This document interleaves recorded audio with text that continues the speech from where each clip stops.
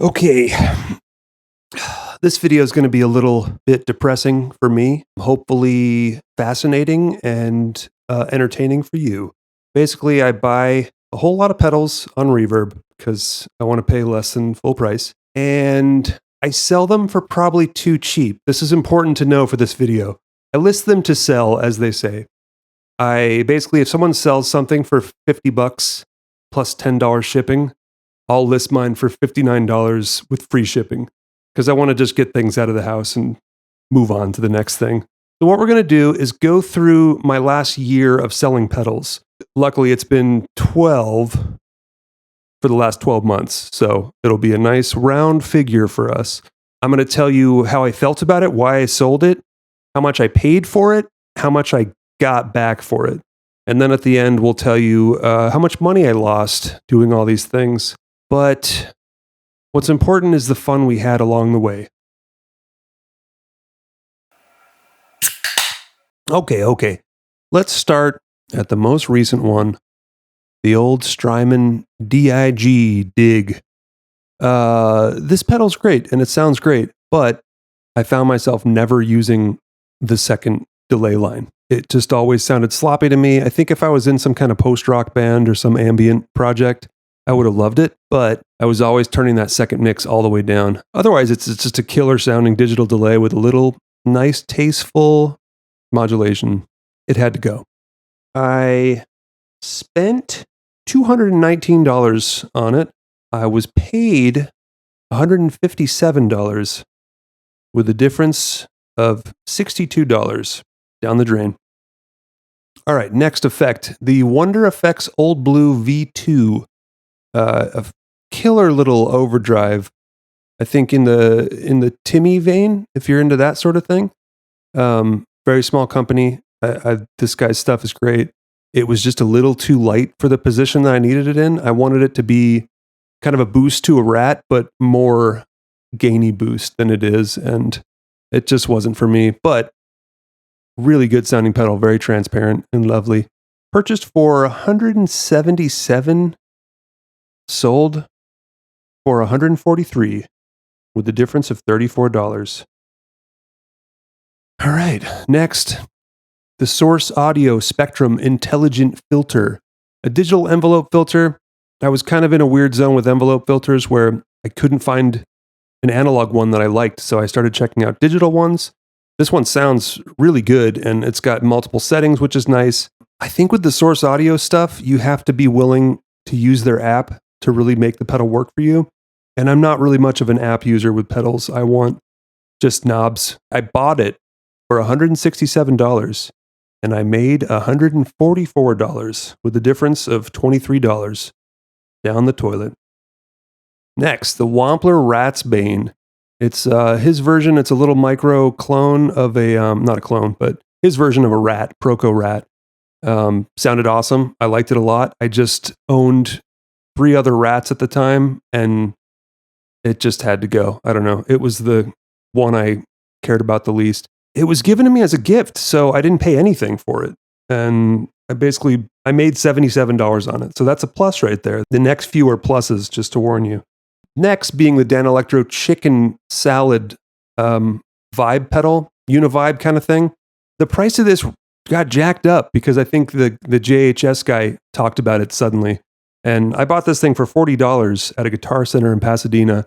It was the second time I had bought it, actually. I bought it years ago after hearing it was cool, and it was like an analog cheap univibe.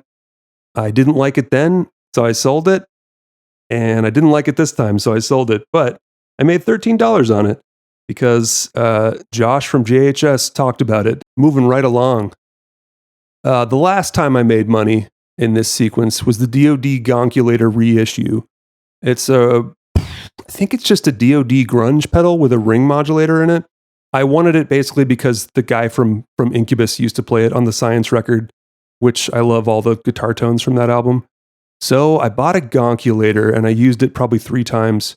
I bought it at a time when the DOD Digitech Harman music thing was going on, so they were trying to liquidate. I paid $49 for it, and I sold it for $102, so I made $53 on that one.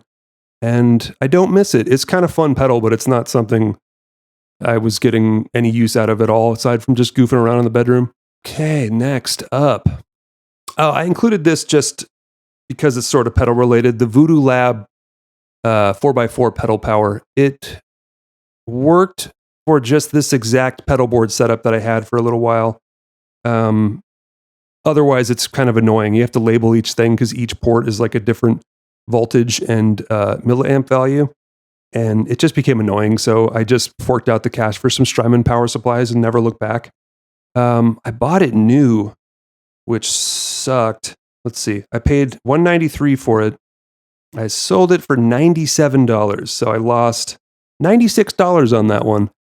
That was a hard one for me. Okay, next, the Moxie, the Wampler Moxie. Another mini Wampler pedal that I didn't need in my life anymore, I guess. I love Wampler. I think he makes killer stuff, but I just didn't like the tone of this. It's the old TS10 that is popular again for some reason. I thought it was just like a crappy sounded tube screamer. I don't know. This one is has a cool thing where you don't need to do the little mid-range bump if you don't want it, which is kind of cool to have on a tube screamer, but it just wasn't for me. It had to go. I bought it for $128, sold it for $90. So I lost $38 on that one. Oh well. Next was the beginning of what I call Flanger Quest, which we'll probably get into at some point on this channel. It was the Earthquaker Devices Pyramids stereo flanger.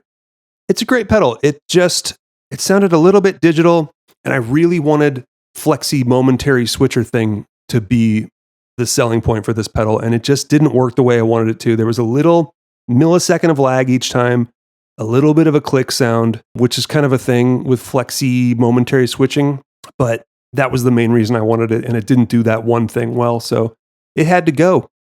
It got replaced by the Spaceman, whatever they call their flanger, which I'm enjoying quite a bit so far. I bought it for $226.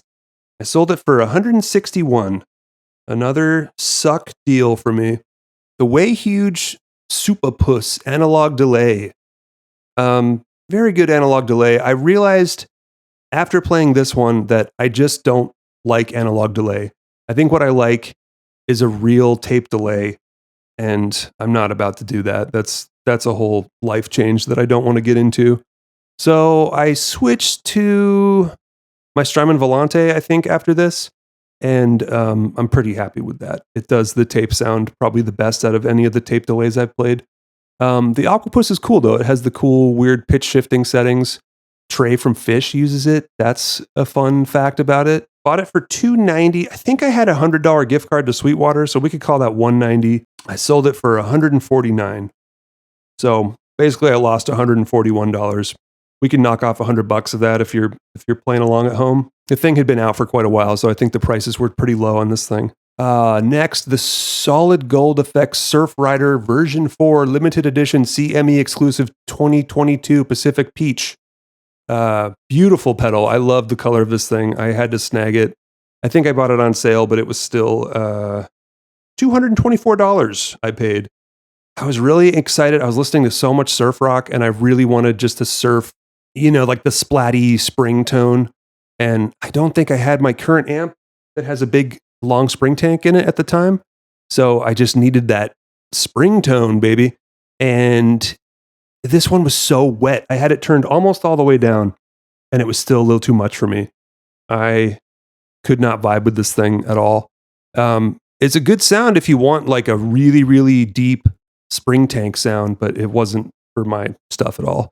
So it had to go. Sold it for $128. This actually sat on Reverb the longest out of all my pedals. It was up there for months, so I kept dipping the price down lower and lower. And then some ding dong showed up with like $129 one. So I just undercut him and sold mine first, because that's what I do. Okay, lastly, let's see. It looks like I bought a whole bunch of modular synth equipment between that. The last pedal from last September was the Solid Gold Effects Funk Lite envelope filter. It was kind of older, so I don't think this fetched a very good price, but I bought it used for $117. I sold it for $94. I don't remember what I didn't like about it, but it just didn't work for me. It just wasn't quite the right level of funk. which is, it's called the Funk Lite, so that makes a lot of sense. Anywho, with all these losses and the tiny bit of money I gained, basically I lost $435. That's the total amount of money that it has cost me to buy and sell pedals over the last 12 months. I know it's my own issue. I know I paid money to have fun with pedals, and I don't feel that bad about it.